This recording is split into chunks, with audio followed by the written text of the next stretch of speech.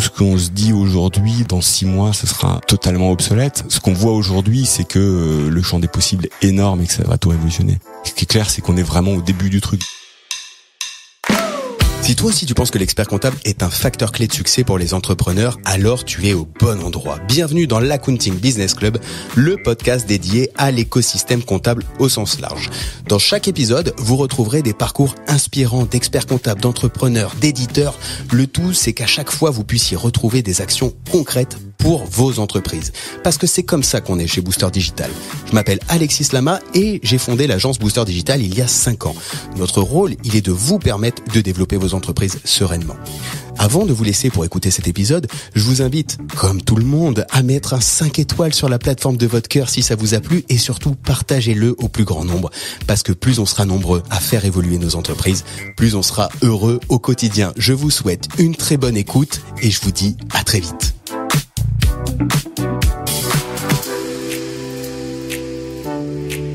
Salut à tous et bienvenue dans ce nouvel épisode de l'Accounting Business Club, le podcast dédié aux experts comptables, mais comme d'habitude vous le savez parce qu'il y a eu l'intro juste avant. Et aujourd'hui un épisode chaud, l'épisode de rentrée que je suis très heureux de faire avec toi Arnaud, parce que en fait dans le monde de l'écosystème des experts comptables, dans le monde de la comptabilité, Q4, le dernier trimestre, c'est la folie, c'est maintenant que ça se passe. Et là donc on est diffusé début septembre, il va y avoir les universités d'été de Paris, il va y avoir le congrès de l'ordre des experts comptables. Donc en fait c'est vraiment ce moment où dans les professionnels du chiffre, on se dit quels sont les nouveaux éditeurs, comment ça se passe, comment je transforme mon cabinet, qu'est-ce que je mets en place maintenant pour que ça change. Du côté des éditeurs, c'est le moment où on a un peu plus d'audience aussi pour parler et j'ai vraiment envie aujourd'hui dans ce podcast de partager avec toi ta vision et comment ça se passe toi aussi bien en tant que expert comptable et en même temps éditeur. Tu vas nous clarifier tout ça dans cet épisode sur qu'est-ce qui va se transformer aujourd'hui dans les cabinets. On en parlait un peu en amont. Évidemment, il y a la montée de l'IA. Évidemment, il y a la concentration des éditeurs. Évidemment, il y a tous ces sujets de banque qui sont en place par rapport, que ce soit avec des comptos qui arrivent et à la fois par rapport à Time qui va inclure son compte pro dedans et toutes les offres qu'il peut y avoir par rapport à Penny Lane aussi qui fait pareil. Il y a vraiment ce sujet du banking qui est chaud patate. Il y a plein d'autres sujets aussi qui se traite en fait vraiment maintenant concrètement. La période fiscale est derrière, on est tous reposés après avoir passé un bel été et je suis très heureux du coup de relancer cette rentrée avec toi parce que t'as une vision vraiment déjà t'as l'expérience du métier et puis t'as cette double casquette qu'on va creuser ensemble.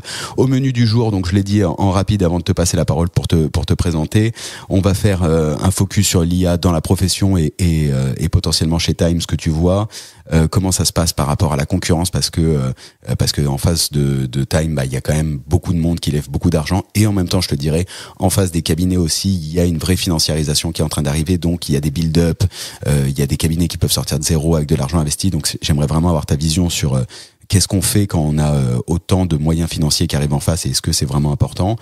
On va parler donc de concentration des acteurs de la tech, les synergies. Ah ouais, c'est vrai que ça, on va en parler aussi parce que tu m'as autorisé qu'il n'y ait aucun tabou. Donc tu vois quelles sont les synergies entre Time et Number. Et puis après on va dérouler les comptes pro, etc. Bref, on va passer ensemble 1 heure, 1 heure et quart. On va voir comment on tient le timing, mais je suis très heureux de relancer l'Accounting Business Club, le podcast avec toi pour cette rentrée. Salut Arnaud et merci d'avoir accepté l'invitation. Salut Alexis, merci pour l'invitation. Avec grand plaisir. Ce que je te propose du coup, tu vois, pour qu'on commence directement dans le vif, c'est d'arriver à mieux comprendre qui tu es et clarifier ta position aujourd'hui entre le rôle d'expert comptable et le rôle d'éditeur. Écoute, avec plaisir. Moi je suis expert comptable depuis 2006. J'ai racheté le cabinet de mon père. J'ai fait quelques opérations de croissance externe par la suite. Et puis à partir de 2009-2010, je me suis lancé dans la compta en ligne avec l'expertcomptable.com. Et puis Number, donc des cabinets qui sont dans toutes les grandes villes de France.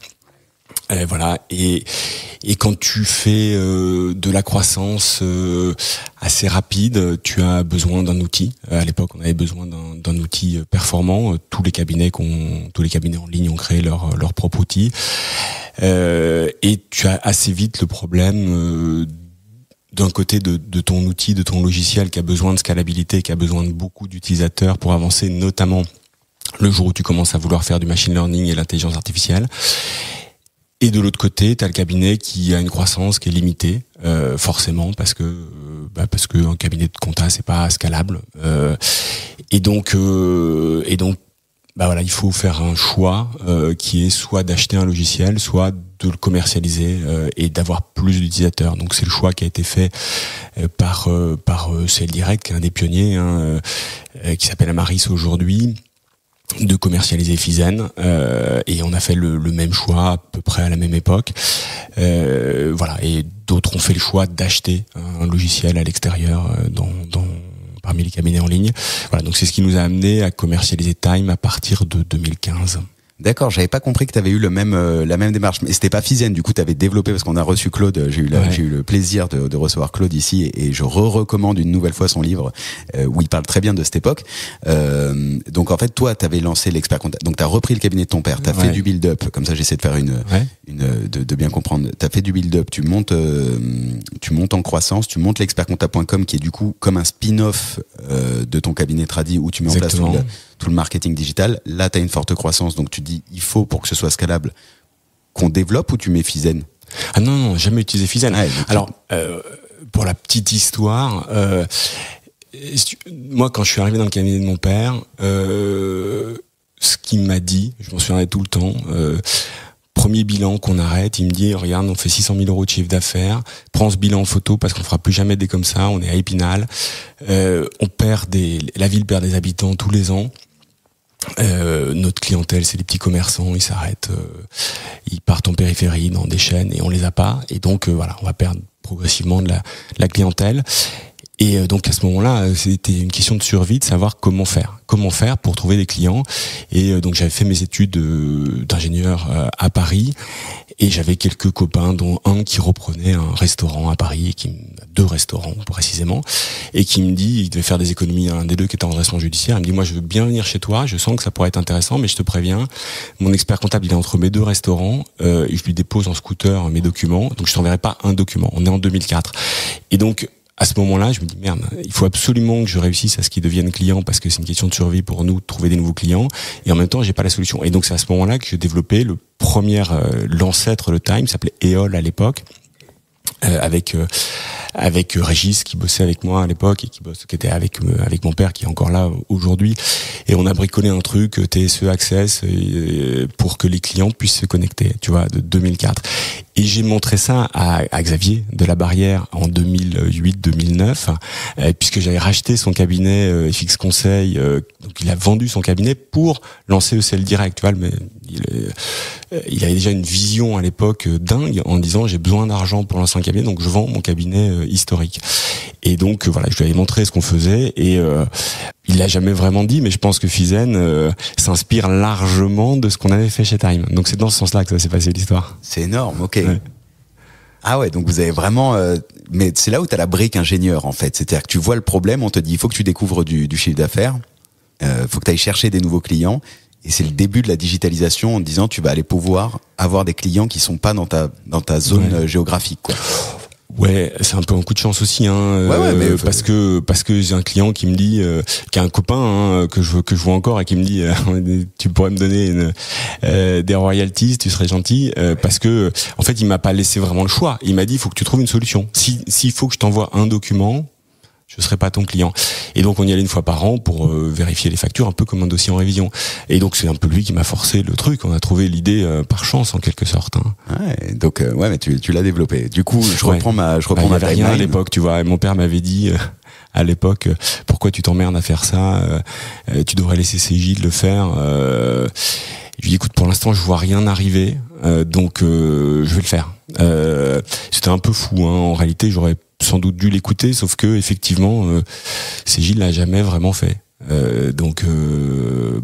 finalement c'était une bonne idée de le faire. Normalement ça aurait pas dû être une bonne idée, mais c'était une bonne idée. En tout cas il y avait une place à l'époque dans l'innovation, et tu t'es jeté dedans.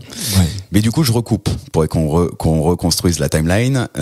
Donc on est en 2008, ça se lance, ça chauffe sur les cabinets en ligne. Toi tu développes en même temps cet outil pour pouvoir engranger, rendre scalable en fait la comptabilité quand tu rentres beaucoup de dossiers par le marketing digital. Et c'est là que t'as le switch entre, je sais pas, je te demande, mais c'est là que t'as le switch entre ton cabinet qui fait du build-up traditionnel et cet aspect boîte tech d'une certaine manière, parce que ça devient un peu une boîte tech de développement, éditeur de logiciels, c'est ça. Et en fait, à la base, éditeur de logiciels, c'est pour donc Time. Est-ce que ça s'appelait Time d'ailleurs directement ou À l'époque, ça s'appelait EOL. On l'a appelé EOL. Ça s'est appelé aussi Contaneo. Pas confondre avec Companeo, Contaneo. Ouais. Voilà. Et on l'a appelé Time depuis, je sais pas, 2012-2013, je crois. Ok. Et donc là, en fait, à ce moment-là, tu splits ton activité entre cabinet, éditeur. Tu restes les deux. Non, à l'époque, l'outil c'est la DSI du cabinet. En fait, ça fait partie du cabinet. Et il y a une dizaine de personnes, dont Maxime Digue, Jérémy Opus, qui sont encore là. Et j'ai Sébastien Dieudonné, qui sont les techs de la boîte. Mais okay, à l'intérieur du cabinet. À l'intérieur du cabinet. Parce qu'à l'époque, c'est ton outil en fait que tu développes, où tu te dis ça va m'être utile pour ma croissance, parce que tu as l'expertcomptable.com qui est en train d'envoyer du dossier, et que tu te dis partout en France. Exactement. Et que du coup, tu te dis ok, c'est ça c'est ça. Il nous faut un outil, il n'y en a pas sur le marché, donc on le développe. C'est ça l'idée de départ. On ne s'est pas chercher beaucoup plus compliqué que ça en fait. Ouais, non mais c'est intéressant. Et du coup, à quel moment, ou du moins plutôt pour reprendre ta présentation, quel est ton rôle aujourd'hui et quelle est ton implication des deux côtés ? Alors mon rôle aujourd'hui, donc je suis d'abord expert comptable. Mon métier c'est ça. Et donc chez Time, je suis l'actionnaire principal de Time. Et j'ai un rôle de consultant pour les questions tech, enfin sens compta, avec beaucoup d'autres techniciens, beaucoup d'autres comptables, experts comptables, et puis d'apporter une vision. Mais opérationnellement sur le terrain, j'y suis pas au jour le jour. D'ailleurs, Max me chambrassait avec ça. Et du coup, c'est quoi un peu, pour qu'on dresse le tableau avant qu'on rentre sur les sujets d'IA en général, tu vois, profession éditeur, c'est ça que j'aime bien. C'est quoi un peu le tableau, la répartition entre ton rôle de cabinet, combien vous êtes chez Number et chez Time, pour qu'on ait un peu le tableau? Donc Number, c'est aujourd'hui Number, l'expertcomptable.com, et puis Oficom, le cabinet historique s'appelle Pépite aujourd'hui. C'est à peu près 700 personnes et Time, c'est un peu plus de 250 personnes. Ok. Partant de 10 en 2000... En 2006, ouais. Et il y a eu des levées de fonds hors du financement de build-up bancaire. Jamais. Et il y en aura jamais. Non. C'est pas mal. Ouais. Oui, parce que je vais te donner la raison toute simple. En fait, évidemment, quand tu grossis un peu, quand tu fais du logiciel, les fonds viennent te voir. Donc, bon, on est tous les jours, je reçois un mail, Max, moi, Régis d'un fonds qui nous dit vous êtes la plus belle boîte de la terre, on veut vous racheter. C'est plaisant tous les jours. Ouais, c'est plaisant. Tu commences ta journée avec ça, c'est sympa pour les gars. Oui, après bon, quelle est la part de c'est vrai, de la part de ils font ça pour t'en sais rien, mais enfin bon, rentrer dans le fichier, t'as ça tous les jours. Bon, au début t'es poli, tu discutes un peu, ils t'amènent un peu de vision, ils t'amènent des infos en général. C'est des fonds qui ont parfois été contactés par des concurrents et qui ont des infos, qui ont fait des études sur le marché. Donc ils disent on a plein d'infos à vous donner, ça va être super intéressant, etc. Bon, écoutez, pourquoi pas. Et on discute un peu, et en discutant, tu vois la stratégie vers laquelle ils veulent t'amener. Donc ça dépend, c'est plus ou moins agressif, mais la stratégie, c'est quand même assez rapidement de dire il va falloir prendre tout le marché très vite, faire de la croissance très très rapidement. Et puis après on va pouvoir monter les prix. Après, on va tuer les concurrents, etc. Donc c'est très très agressif. C'est pas ma conception du business, donc c'est pas ma vision. Et puis tu sens aussi une vision dans laquelle il va falloir, quand tu lèves des fonds, c'est pour dépenser vite beaucoup d'argent, donc tu vas faire des pertes, la boîte va faire des pertes au début, le but c'est logique, c'est pour faire des bénéfices ensuite, mais la boîte qui fait des pertes, moi je suis actionnaire dedans, donc ensuite il faut soit relever des fonds, soit être rentable, soit arrêter si ça marche pas. Et donc t'as une vraie chance pour que ça marche pas. J'ai pas envie de jouer à ce jeu-là. Les fonds c'est facile, ils mettent 10 tickets, ils jouent Oui, j'espère qu'il y en ait un qui prenne avec une vision. Dans tous les cas, la démarche est toujours la même, très financière. Il faut que ça crache à un moment de l'EBE pour apporter une rentabilité et de la perf sur le fond, quoi. Et j'ai parfois tendance à avoir l'impression, tu vois, quand je discute avec des fonds, que c'est un peu Squid Game le truc, quoi. Il y a un énorme paquet de pognon. Il y en a un qui va tout prendre, tous les autres vont crever, mais à la limite, le fonds s'en fout tant qu'il en a un qui a tout pris. Il a mis le bon ticket au bon endroit. Et voilà, donc moi ça m'amuse pas du tout de jouer à ce petit jeu. Donc non. Et tu penses que du coup on rentre dans le sujet des concurrents de l'écosystème de l'argent qui coule à flot, qui coulait à flot, mais du coup qui en face de toi, je vais prendre ta partie actionnaire de Time, en face de toi t'es face à des gens qui sont ultra financés. Alors ultra, je sais pas qui je suis pour dire ultra, mais en tout cas ils sont financés, que ce soit j'intègre maintenant Conto parce qu'on peut faire le parallèle.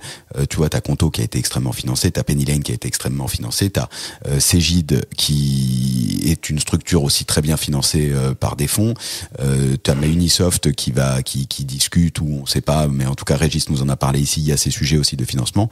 Comment toi tu fais pour rester indépendant, et est-ce que tu penses réellement que c'est tenable dans le marché qui est en train d'arriver? Voilà, oui, parce que sinon je le ferais pas. Ouais, je m'attendais à ça. Si tu m'avais dit non, je t'aurais dit attends, juste avec ce que tu m'as dit avant, ça marche pas. Donc oui. Ensuite, alors oui, comme tu le disais, si on parle de Conto par exemple, c'est une boîte qui a levé 400 millions, qui a énormément de dépôts, les taux d'intérêt ont monté, donc ça leur fait une manne de cash énorme. On parle de l'ordre de grandeur de 100 millions par an, donc ils ont plus besoin de lever de fonds, ils sont hyper riches, ils peuvent faire absolument ce qu'ils veulent. Pour rappeler juste en 2 secondes, je me permets, mais c'est qu'en fait Conto et les banques gagnent de l'argent sur la base du dépôt. Exactement. Quand bien même nous, en tant que clients de cet établissement, on n'a aucun retour sur ça, quoi. Exactement, donc ils sont libres, ils font ils gagnent 100 millions par an, ils ont 100 millions par an de lignes de revenus sur la base des dépôts qu'ils ont chez eux, quoi. Ouais, c'est ça. Donc bon, après, est-ce que c'est celui qui est le plus riche qui gagne? Bon, celui qui gagne, c'est surtout celui qui a le meilleur produit. Et aujourd'hui, on a beaucoup de clients qui nous disent que c'est nous qui avons le meilleur produit. Donc tu vois, je suis plutôt confiant. Ok, donc focus produit quand même. Focus développement produit. Ouais. C'est quoi la répartition aujourd'hui entre les clients que tu as qui utilisent Time, qui seront chez des cabinets du groupe Number ou l'expertcomptable.com, et la répartition des cabinets qui utilisent Time? Alors les utilisateurs de Time aujourd'hui, plus de 80% sont pas des clients de Number. Donc c'est-à-dire moins de 20% sont des clients de Number, l'expertcomptable.com.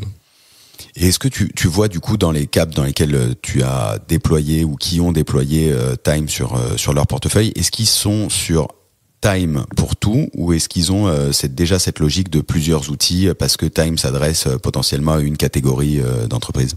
Alors on a les trois. Quand je dis les trois, c'est que on a des gens qui utilisent Time uniquement en compta et pas forcément en pré-compta, c'est plutôt rare. On a des gens qui utilisent Time uniquement en pré-compta et qui utilisent en compta leur logiciel historique, Sage, Cegid. Le moteur de prod, et ils font des imports-exports. Ils font des imports-exports, on a des API avec pratiquement tout le monde.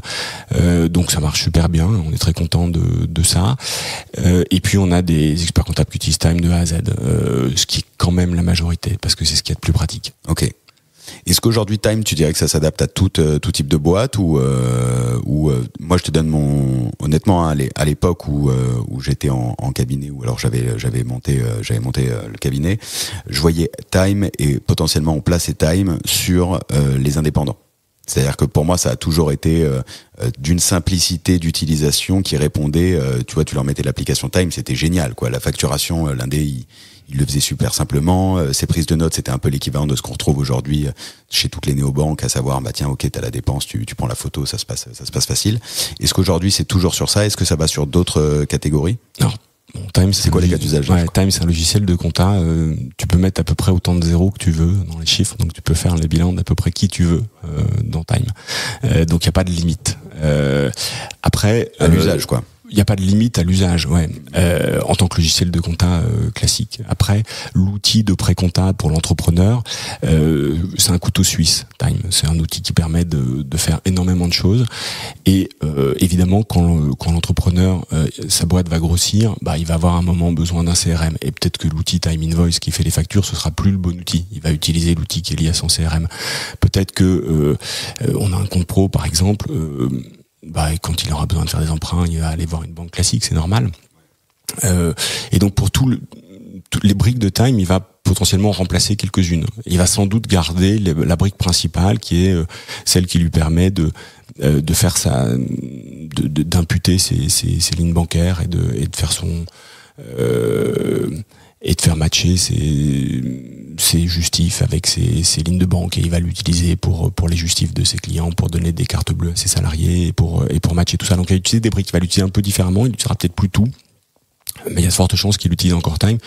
Et on a des boîtes de plus de 50 millions d'euros de chiffre d'affaires qui utilisent Time. Donc tu vas vraiment tu travailles avec un scope assez large en termes d'entreprise, quoi. Exactement.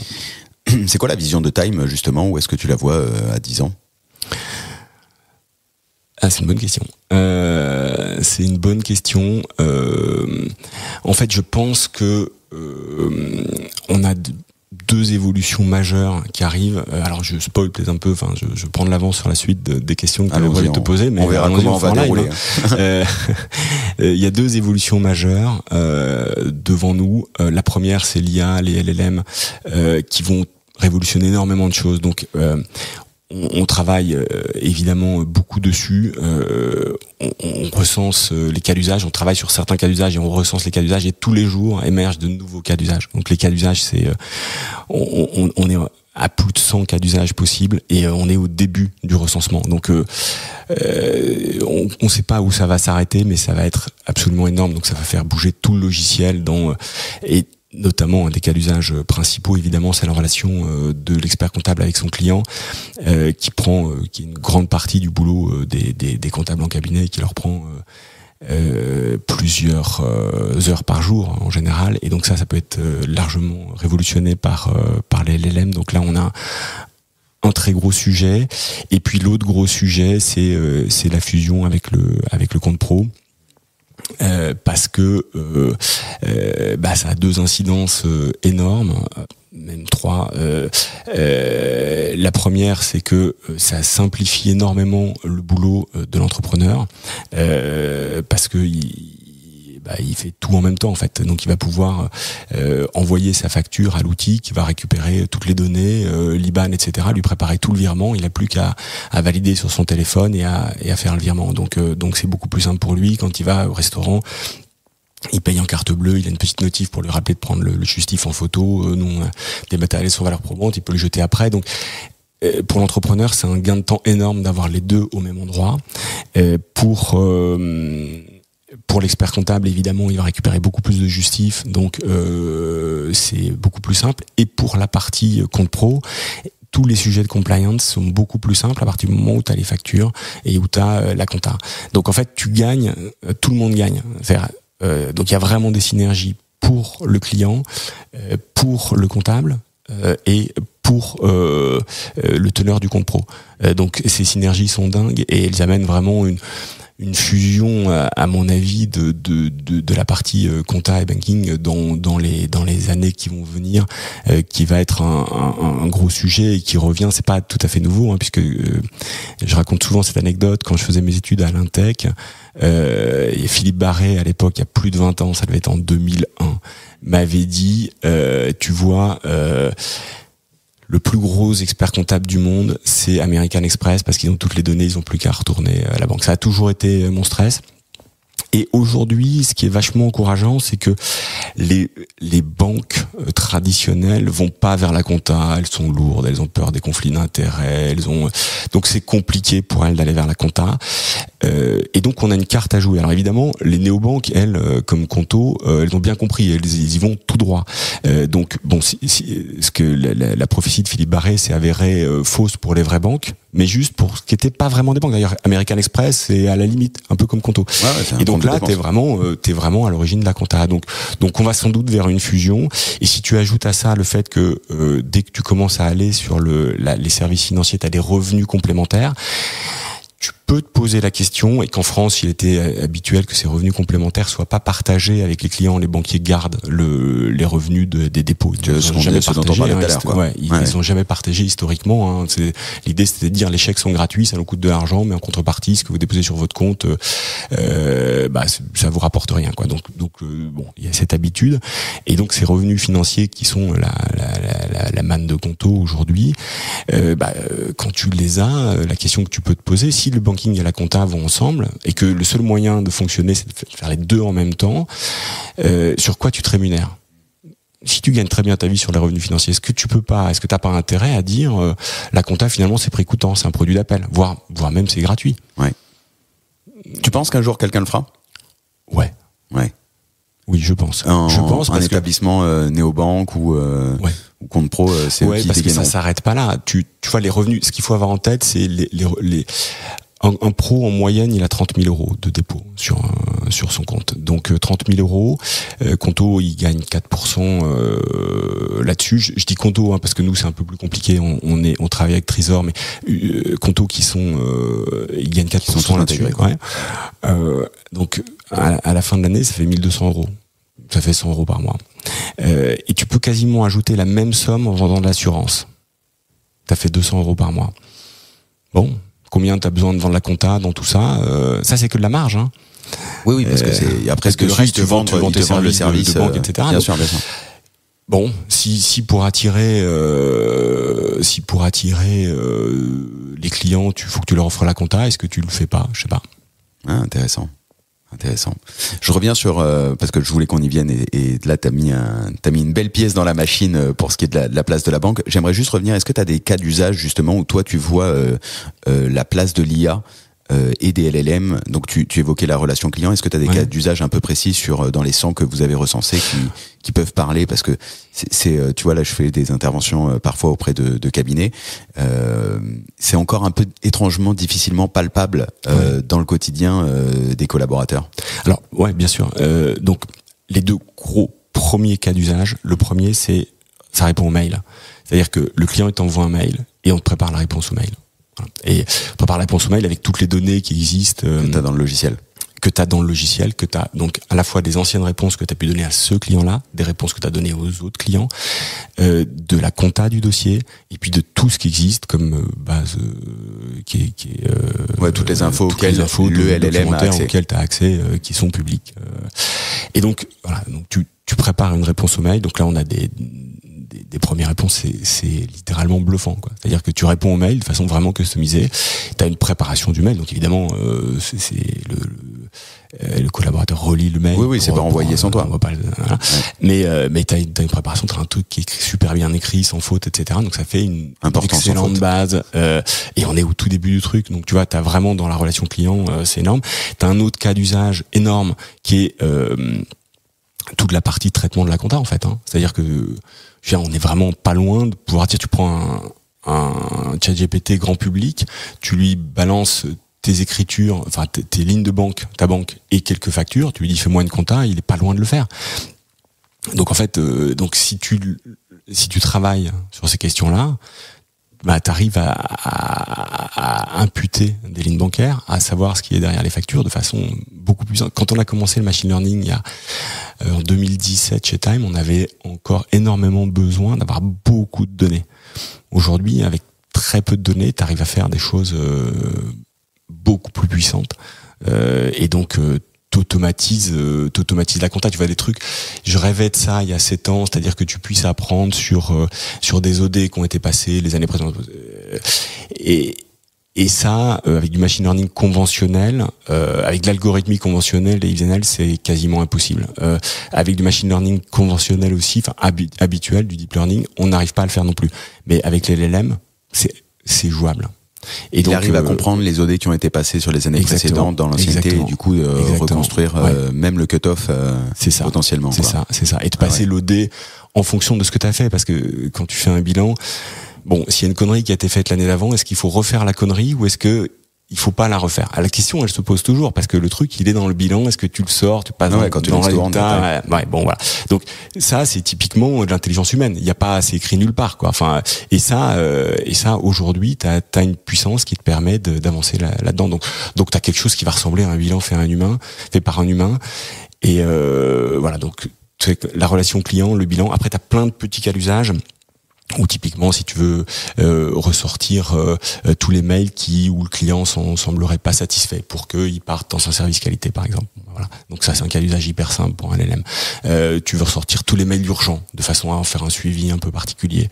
Et là, tu les intègres directement dans Time ou c'est des cas d'usage cabinet et après gestion dans le cabinet? Alors là, pour l'instant, on en est dans des POC sur Time, hein. Donc c'est des cas d'usage qui sont Time ou cabinet, parce que ça dépend si on a les mails. Ouais, comme si tu as accès aux données, etc. C'est super intéressant. Ouais.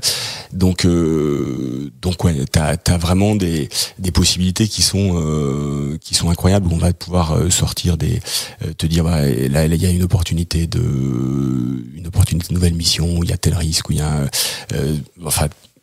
c'est vraiment infini et ça révolutionne potentiellement notre métier d'une façon, à mon avis, qu'on n'a jamais connue. Ouais. Tu vois l'évolution qui est une révolution, quoi. C'est quoi les principaux changements? Parce que ce qu'il faut aussi avoir en tête, c'est que c'est l'iPhone de départ qu'on voit en ce moment et ça bouge à une vitesse telle que il faut, je veux dire, tout ce qu'on se dit aujourd'hui, dans 6 mois, ce sera totalement obsolète. Ça va encore évoluer d'une façon où et donc, ce qu'on voit aujourd'hui, c'est que le champ des possibles est énorme et que et à mon sens, ça va tout révolutionner. Et qu'on est au début. Ce qui est clair, c'est qu'on est vraiment au début du truc. Donc, c'est marrant que tu dises que tu es au début parce que 2017, tu commençais à mettre en place du coup de ce que tu disais avant du machine learning, donc l'équivalent de l'IA en réalité, mais avant que ce soit tendance de dire IA. Ouais. Donc ça fait 2017-2024 de développement et pourtant tu dis qu'on est qu'au début maintenant, quoi. Oui, parce que tout ce qu'on a fait quasiment dans ces années de 2017 à aujourd'hui, qui sont des maths hyper compliqués, des trucs vraiment balèzes, quasiment tout est obsolète aujourd'hui. Donc on repart quasiment de zéro. Et c'est ce que dit, tu vois, je te parlais de Legal Place et de Rassem Flazi tout à l'heure, qui est un gars hyper brillant, et il dit nous on arrive au bon moment, Legal Place, Conta Place, parce que il y a des gens avant nous qui ont passé du temps à bosser sur de l'IA compliqué, et aujourd'hui on peut quasiment rattraper le retard très facilement. Donc oui, on repart un peu de zéro. La course recommence, quoi. Ouais. Ah, c'est intéressant. Et du coup, c'est quoi les premiers changements parce que j'ai un peu le sentiment qu'on a dit depuis des années, je pense que c'est pas un sentiment d'ailleurs, je pense qu'on a dit depuis des années aux experts comptables, la compta va disparaître. Tu vois, quand j'étais en cabinet, il y a, je pense, 13 ans, je me souviens encore d'une conférence où on m'a dit non mais votre métier va disparaître, métier va disparaître. Ça a toujours pas disparu 13 ans après. Faut faire du conseil. Oui, mais au final, je connais pas grand monde qui vend des tableaux de bord, et encore moins, moi, en tant que dirigeant d'entreprise, tu m'envoies un tableau de bord en PDF, ça me fait ni chaud ni froid. Donc, c'est pas vraiment ce que j'appelle conseil. Donc il y a des gens qui peuvent être un peu sceptiques. En plus, par-dessus, on n'en a même pas encore parlé, mais il y a la facture électronique qui arrive. Je pense que la facture électronique, si tu la branches dans l'IA, on y vient après. Qu'est-ce qu'on peut dire à un cabinet, tu vois, qui comprenne maintenant la transformation? C'est quoi la transformation pour lui aujourd'hui, le changement que ça va lui faire dans son quotidien? Par où il doit changer son modèle économique? Je vais le faire plutôt comme ça. Ouais. Dans ce que tu me dis, dans la vision, t'as l'IA qui va monter sur la partie gestion de la relation client. T'as l'IA qui va monter sur la partie gestion de la production, pouvant aller potentiellement jusqu'à comprendre les cut-offs passés et proposer, j'imagine, du coup, des cut-offs maintenant. T'as le marché du banking, de la banque, du compte pro, qui va venir aussi transformer ton modèle économique, parce qu'en gros, si je résume en 2 secondes de ce que tu viens de me dire, c'est le mec qui sera au cœur des flux, du vrai cœur des flux, à savoir celui qui a l'argent qui lui passe devant, il va avoir quand même un sacré pouvoir.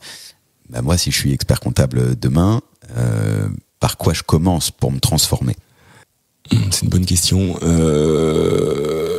Ce qui est sûr, c'est que ces outils, ils vont être adoptés par tous les concurrents des experts comptables, y compris ceux qui sont pas experts comptables, pas inscrits à l'ordre. Donc aujourd'hui, il y a un exemple, c'est Indy. Demain, il y en aura peut-être 10. Et qui auront compris, grosso modo, la compta, ça s'automatise assez facilement. La réponse aux questions basiques des clients aussi. Le conseil un peu plus haut de gamme, c'est plus compliqué, mais à la limite, quand il reste plus que ça, c'est pas très difficile d'avoir quelques spécialistes qui répondront à ces questions un peu complexes. Donc, et en plus de ça, c'est possible de gagner de l'argent autrement qu'en vendant de la compta, c'est-à-dire en vendant de la banque et de l'assurance. Et donc on pourrait offrir tout ça. Bon, une fois que je t'ai dit tout ça, le conseil que je donnais il y a pas très longtemps à un ami expert comptable qui doit avoir 55-60 ans, c'est prends l'oseille et tire-toi. Fais-le maintenant. Ouais, ok. Donc ça va, enfin, on est en phase d'un raz-de-marée, je pense. Combien de temps il va prendre, c'est toujours quand même plus lent que ce qu'on imagine. Et ce qu'il faut toujours garder en tête, c'est que les experts comptables, ils ont des clients à qui ils ont rendu des tonnes de services, ils leur ont sauvé la vie 10 fois et qui sont fidèles. Et donc, qui vont rester clients, quoi qu'il arrive. Le problème, c'est le flux de nouveaux clients. Le jour où le flux de nouveaux clients commence à se tarir, là, ça devient compliqué. Parce que, grosso modo, c'est un ami expert comptable de mon père qui racontait tout le temps, il y a 50 ans, tu vois, une clientèle se renouvelle en 10 ans. Et ça n'a pas beaucoup changé. Une clientèle se renouvelle en 10 ans, à peu près. Ça peut être un petit peu plus rapide sur clientèle un peu jeune, ou d'un cabinet qui, comme nous, qui a beaucoup de nouveaux clients créateurs d'entreprise, mais en moyenne c'est 10 ans. Donc la lifetime value, comme on dit, c'est 10 ans, ça reste encore 10 ans en cabinet, super intéressant. Okay. Et donc un cabinet, il a 10 ans à peu près tranquille, je pense. Donc ça va quand même être lent. Mais il n'est pas impossible que le flux de nouveaux clients soit beaucoup plus compliqué à les capter parce que tu as des concurrents en face, LegalTech ou Comptatech. Comptatech au sens boîtes qui font des logiciels de compta qui sont pas inscrites à l'ordre comme Indy et qui ont en face d'elles une tonne d'avantages par rapport à nous. Elles n'ont pas d'experts comptables à payer. Donc, elles gagnent à peu près 10 € par mois et par dossier. 2, elles n'ont pas les règles à respecter. Donc, ça fait encore des économies. 3, elles peuvent toucher des revenus sans difficulté financiers en montant leur propre solution, comme ce qu'a fait Indy. Et puis les LLM vont les rendre intelligentes. Je veux dire, là où ils étaient pas forcément hyper compétents, ils vont devenir de plus en plus compétents. Et donc gagner.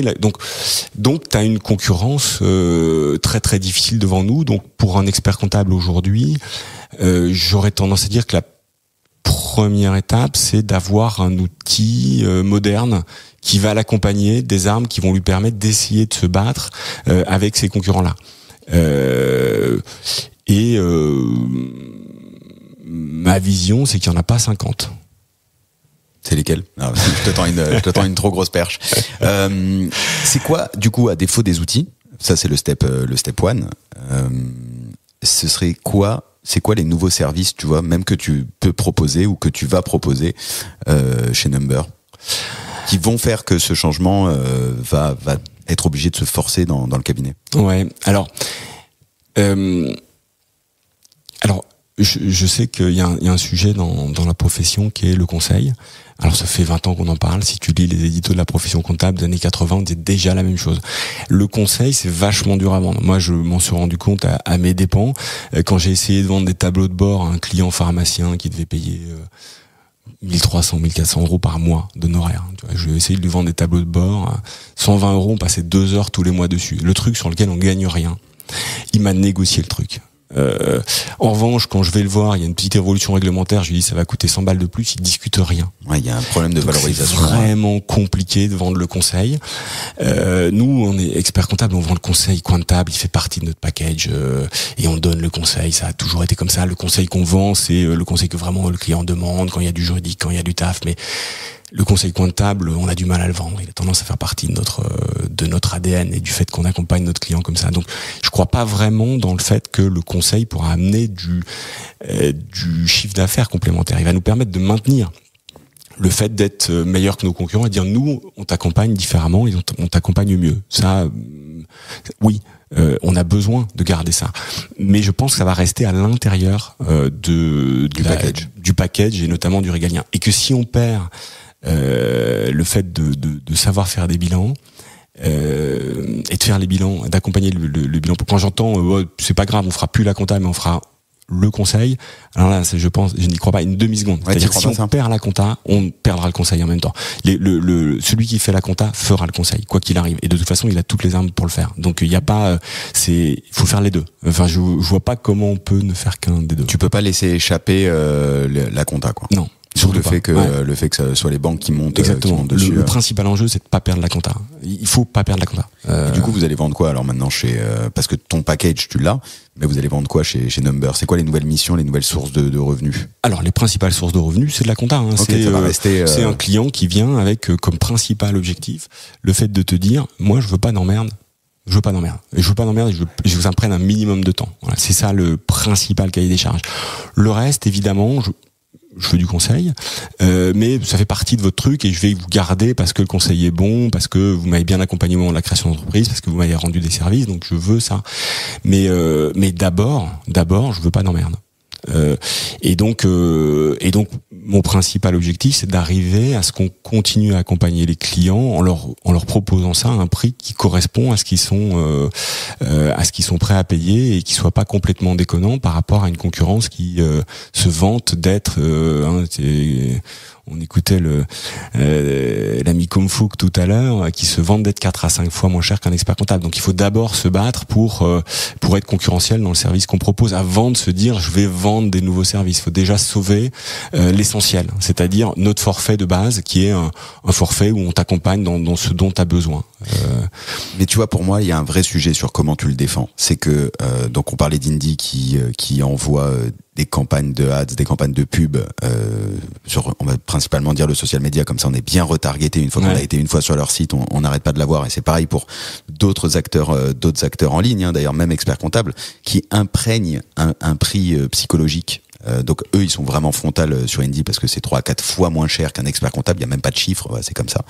Ce qui est pas loin de faire la compta gratuite dont tu parlais tout à l'heure, mais tu vois, j'ai encore vu une pub hier de Keobiz qui est venue sur mon Instagram en train de me dire même non, c'était une pub sponsor, c'était même pas de Keobiz, ils ont payé quelqu'un sur la page de quelqu'un, enfin bref, je passe le détail, mais le premier mot c'est la compta c'est 49 € par mois, quoi, ou un truc comme ça, ou expert comptable à partir de 49 € par mois, et ça, tu vois, dans l'image, quand on voit les budgets qui sont mis en place en termes d'acquisition, tu vois, là vraiment côté market, comment tu fais en tant que cabinet pour assurer, garder, faire comprendre que tu n'es pas la commodité?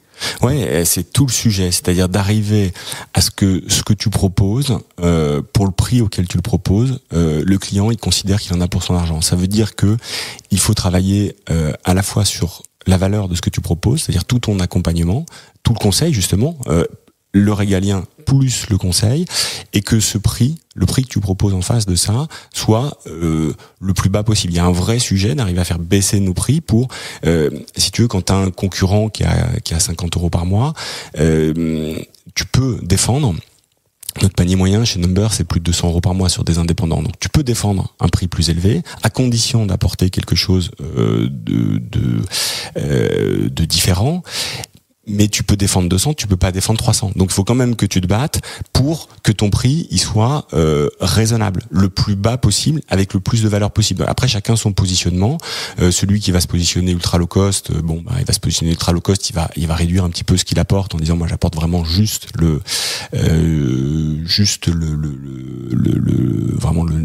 strict nécessaire. La prod, quoi. Et puis tu peux apporter plus, mais faut quand même, enfin c'est pas parce que tu apportes plus que tu peux te permettre tous les prix. Même Apple a un prix limite, je veux dire, au-dessus duquel tu te dis c'est trop cher. Oui, il y a un prix de marché. Donc voilà, c'est pas parce que t'es expert comptable que tu as droit à tous les prix. Non, donc tu dois te battre pour que ce soit, pour que ton service soit en corrélation avec le prix. Et c'est pour ça que tu vois, le sujet pour moi, c'est pas de dire comment je vais faire pour vendre plus ou pour vendre des missions de conseil complémentaires, etc. C'est de se dire comment on fait pour donner quelque chose où le client il ait l'impression qu'il en a pour son argent. Comment on fait pour valoriser en fait ce qu'on fait déjà aujourd'hui, quoi, c'est-à-dire presque dresser un inventaire. Ouais. Je l'ai fait récemment avec une cliente qui je pense écoutera. Tu vois, presque on dresse l'inventaire de tout ce qu'elle fait, et ensuite on dit mais quel est le prix en face. Et en fait, on s'est rendu compte qu'il n'y avait pas de prix en face parce que, alors ça n'enlève rien à la qualité de la presta et la satisfaction des clients, mais juste la perception de la valorisation de la mission n'était pas là, quoi. Et alors là, on était sur des missions à forte valeur ajoutée, mais sur les clients dont tu peux parler, qui sont une majorité des clients en fait des cabinets, généralement, tu sais, on voit la ligne présentation des comptes annuels et on fait le conseil sur le coin de table. Et en fait, c'est à ce moment-là, on pourrait presque dresser tous les points de contact qu'on a eu dans l'année, ces fameux petits échanges, etc. C'est tiens, est-ce que la voiture je la fais sur la boîte ou en perso avec des ICA, tous ces petits mini conseils en fait qu'on fait pour l'entrepreneur de base, et arriver à les lister pour dire bah tiens, dans mon package d'accompagnement, c'est ça ce qu'on fait, elle est là la présence en fait. N'aie pas l'impression que quand tu m'appelles, il se passe rien, ou que je ne fais que te contacter pour te demander ton 471 ou te dire combien tu as payé de TVA. Non, il y a tous ces points de contact sur lesquels tu peux t'appuyer. Donc une vraie valorisation. J'essaie de récap un peu, mais tu vois, une vraie valorisation de ce qu'on fait aujourd'hui plutôt que de penser à vendre des nouveaux services. Ouais, c'est ça ton retour. Oui, exactement. Et comment on fait pour faire du business? Tu sais, rien de nouveau sous le soleil.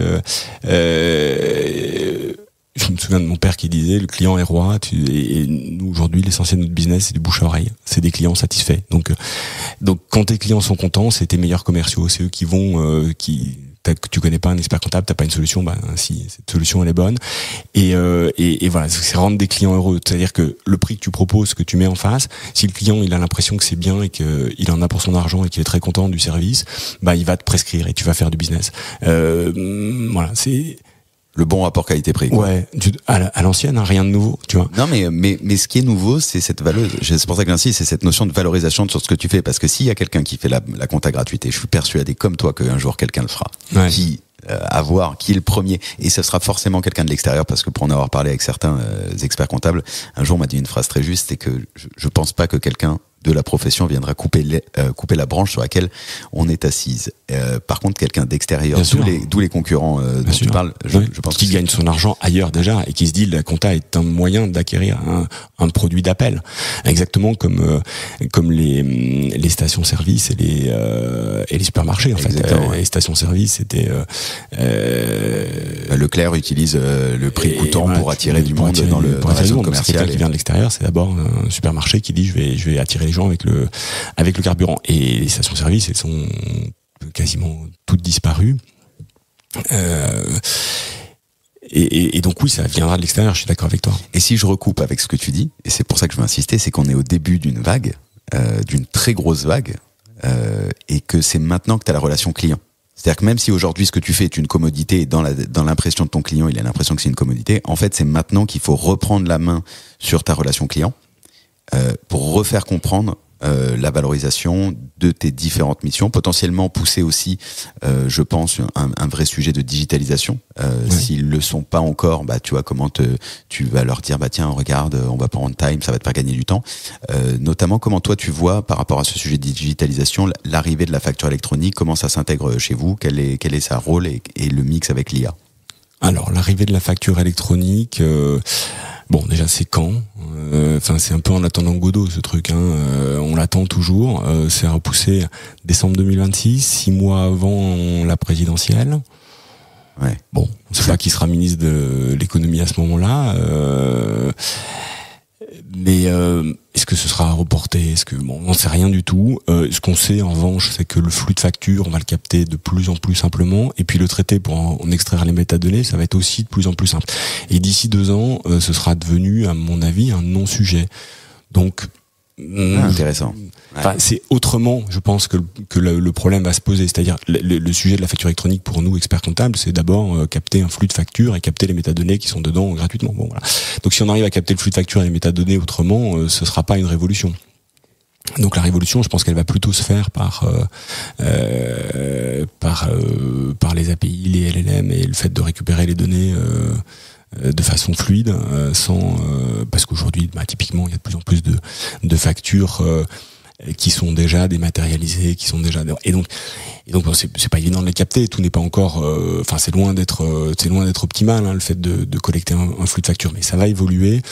Et donc bon, ce sera, je pense que la facture électronique, quand elle arrivera, sera une évolution d'un truc qui sera déjà largement avancé et qui est déjà aujourd'hui quand même déjà aujourd'hui bien avancé, hein, traité. Je veux dire, aujourd'hui tu mets toutes les factures que les clients mettent dans Time, on récupère toutes les métadonnées. Oui, c'est déjà fiable. Ouais, c'est ça. C'est pour toi, éditeur, c'est déjà passé, quoi, la facture électronique d'une certaine. Enfin, ça la complexité des choses complémentaires, mais t'as déjà beaucoup de choses qui sont idem pour le paiement, c'est-à-dire qu'on récupère toutes les métadonnées, on propose au client de payer sa facture. Donc les usages, ils seront déjà là quand ça arrivera. Donc c'est, l'évolution principale que devait amener la facture électronique, mais qui arrivera entre-temps, c'est aussi la fusion avec le banking, avec le fait de faire les virements et avec le paiement. Mais ce sera là avant la facture électronique, je pense. Donc la vraie course aujourd'hui de tout acteur économique qui évolue dans cet écosystème ou dans cette industrie, en réalité, c'est la banque.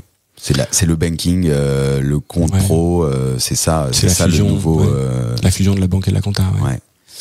Parce que de ce que je vois, et même en termes d'usage, j'ai l'impression qu'on se dirige vraiment à savoir qui sera l'OS du dirigeant, qui sera celui sur lequel on va, en tant que dirigeant, avoir en un clin d'œil, d'une certaine manière, à la fois les éléments comptables, à la fois les éléments financiers, parce que je dissocie comptable et financier, à la fois les flux bancaires, financiers, je parle en gestion d'entreprise, hein, tu vois, pilotage des petits débuts de dashboard, financier bancaire, où j'en suis de mes comptes bancaires, combien j'en ai, financier potentiellement avec l'arrivée de tous ces outils de financement de BFR qui se font en quasi un clic, où tu as la réponse en 24-48 heures.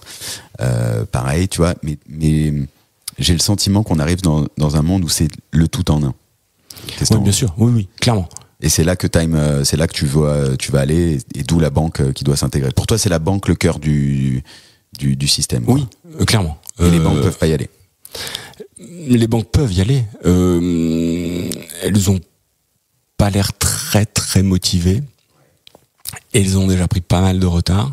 Et je pense vraiment que les outils comptables c'est plus compliqué à faire finalement que les outils bancaires.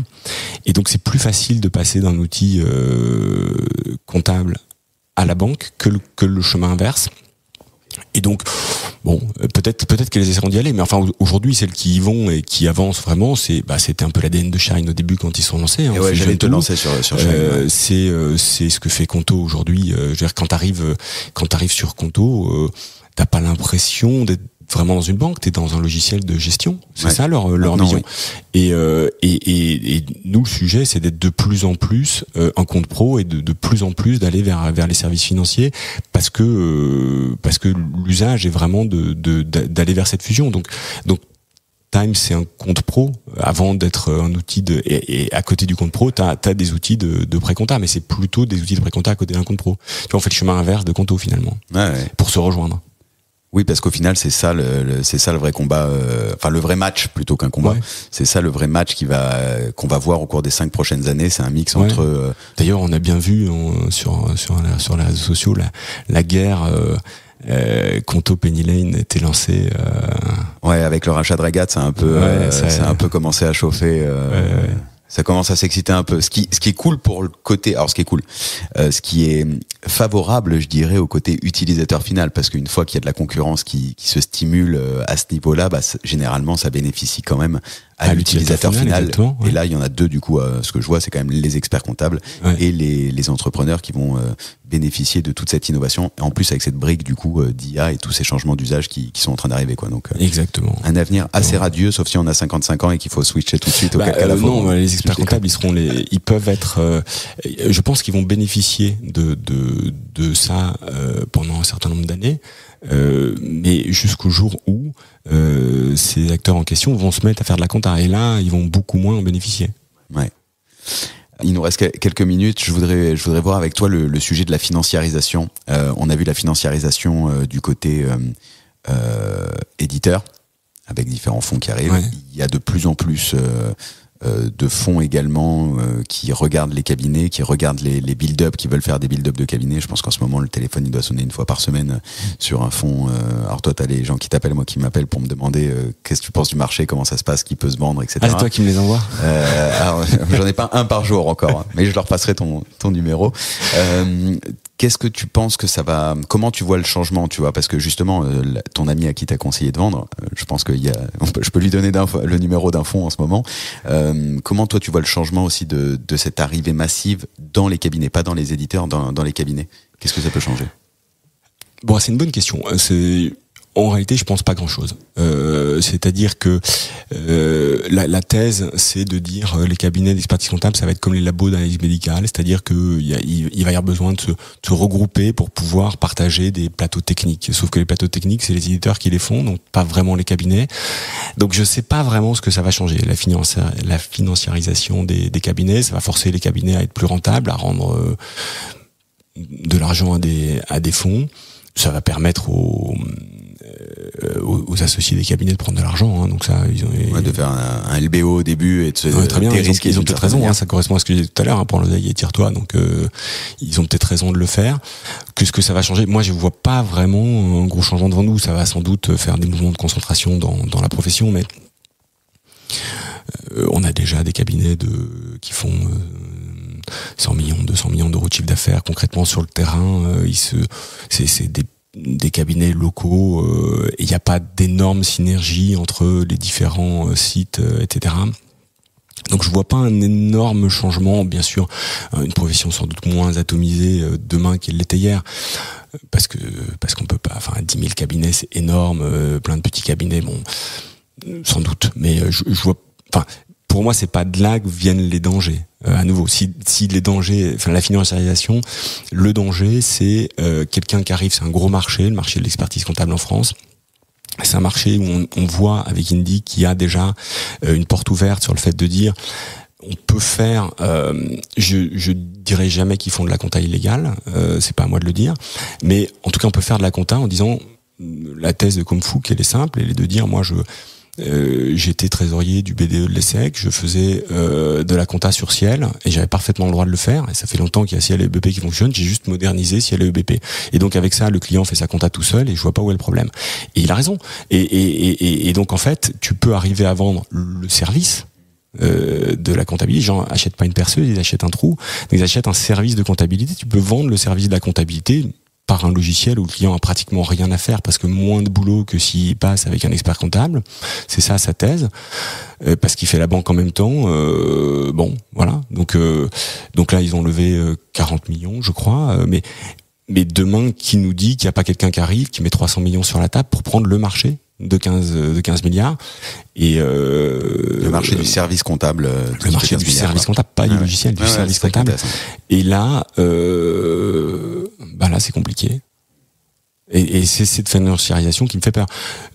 Les gens qui respectent, qui respectent les règles du jeu, celles qu'on respecte, c'est-à-dire qu'il y ait des experts comptables, qui est dans les cabinets, respecter les normes. Je veux dire, ils jouent le même jeu. Tout le monde joue le même jeu, donc. Normalement, enfin, ce jeu on le connaît depuis longtemps. Il faut de la proximité, il faut du service auprès du client, et c'est ce qui fonctionne. Maintenant, quelqu'un qui joue à un autre jeu, c'est-à-dire tu joues toi au foot et puis lui il joue, et en plus il a droit à toucher le ballon avec la main. Voilà, c'est compliqué. Ouais. T'as pas les mêmes règles. Ouais, t'as pas les mêmes règles. T'as pas les mêmes normes. Et tu joues sur le même terrain, quoi. Tu fais du vélo, sur mais le même terrain. Ouais, donc c'est compliqué de les concurrencer. Et donc c'est cette financiarisation qui me fait peur. Celle des cabinets, bon. Ça va changer un peu le paysage, mais c'est pas la transformation escomptée, quoi. C'est pas de là que ça vient. Je pense pas. Dernière question. Je suis intrigué et je veux vraiment savoir comment tu fais en tant qu'entrepreneur là cette fois pour progresser, pour avoir réussi à faire tout ça, à la fois deux grosses boîtes, autant de collaborateurs, une vie familiale où tu te libères aussi du temps. C'est comment on fait? C'est quoi ton secret? Je sais pas si j'ai un secret. Comment tu t'organises? Alors c'est quoi, tu vois, comment on peut arriver à faire en faisant ingénieur, des études d'ingénieur et en reprenant un cabinet de 10 personnes pour en arriver à garder du temps pour sa famille et faire croître 2 projets qui ont un impact aussi fort sur une profession? Alors, bon, j'ai de la chance d'avoir des super équipes, des gens avec qui je bosse qui sont formidables. Franchement, c'est top. C'est un bonheur tous les jours. Ouais. Et avec qui je bosse depuis la plupart très longtemps. On est en très grande confiance. Et donc ça, c'est une chance. C'est inné chez toi le management, ou t'as eu des ressources, t'as lu des ressources, t'as fait des formations, Alors j'ai fait des formations, j'ai lu des tonnes de bouquins, j'ai fait des formations. Chez Peugeot, quand j'étais ingénieur, à 25 ans, dans l'industrie automobile, tu manages vite beaucoup de monde. Tu vois, j'avais 200 personnes qui dépendaient de moi. À 25 ans, ok. Ouais, et on te forme pas mal au management dans l'industrie automobile, ouais. Et mais la meilleure formation de management que j'ai pu faire, c'est quand j'ai fait la formation de Gordon. Je sais pas si tu connais Thomas Gordon. Au départ, il a d'abord écrit pour le management. Ensuite, il est plus connu pour les formations qu'il a faites et les bouquins qu'il a écrits sur la relation parent-enfant, qui est un peu d'ailleurs la même chose si tu regardes la relation parent-enfant que la relation dans une entreprise, dans le sens où tu as quelqu'un qui a le pouvoir, donc le parent ou le chef entre guillemets, et qui va l'utiliser, va peut-être même en abuser, donc à coups de carottes, de bâtons, d'incentives, etc. Et donc en fait la théorie de Gordon, elle dit tout ça c'est des conneries, il faut pas d'incentive, pas de carottes, pas de bâtons, faut laisser les gens libres. Vous avez le pouvoir, mais vous allez tout faire pour pas l'utiliser. Et vous laissez les gens, et ça nous ramène aussi à l'entreprise libérée, tu sais, Isaac Getz, où l'idée c'est de dire chaque personne dans l'entreprise est libre de faire ce qu'elle pense bonne pour l'entreprise. Et elle est responsable. Et c'est pas des procédures, c'est pas des chefs qui vont lui dire ce qu'il faut faire. Donc en fait, et ça a été je pense la plus grosse leçon de management pour moi, de laisser les gens libres. Voilà. Et donc tu vois, on est très atypique dans notre culture d'entreprise, et ça fonctionne assez bien.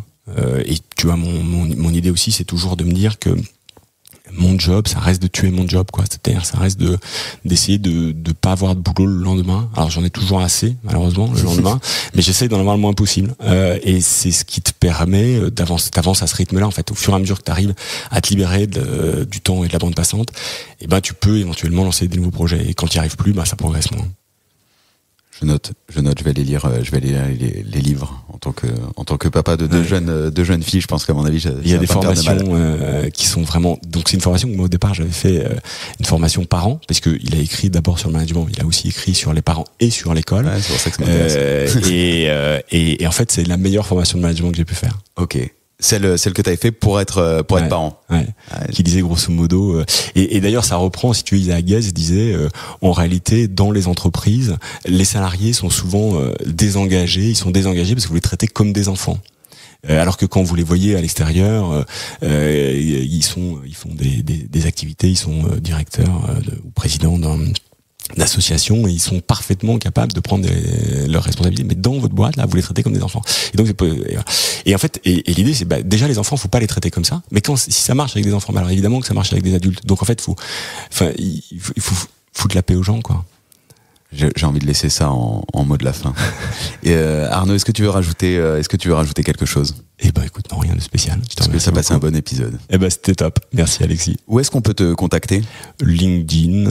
On met ton LinkedIn en description, tranquillement. Ouais. Impeccable. Merci beaucoup encore une fois, Arnaud. Merci à toi, Alexis. Franchement, j'ai pris un grand plaisir à faire cet épisode. J'ai appris plein de choses, et j'ai hâte de voir la suite. J'ai hâte de venir vous voir sur le stand quand même au congrès, parce que j'imagine que vous allez avoir un grand stand.